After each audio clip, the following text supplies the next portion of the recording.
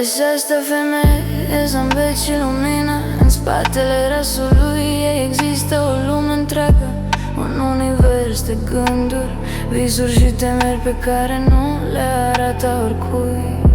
Când iubește, o face total, dar când e rănită, se retrage tăcut și nimeni nu știe cât o doare. Ea nu cere, ea oferă, dar dacă o pierzi, nu o mai caută, căci sigur nu se mai întoarce.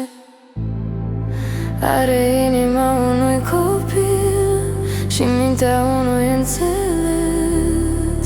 E nebunie și echilibru în același minut.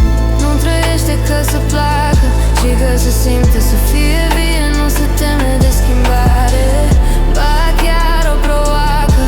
Învață să o înțelegi, nu încerca să o schimbi.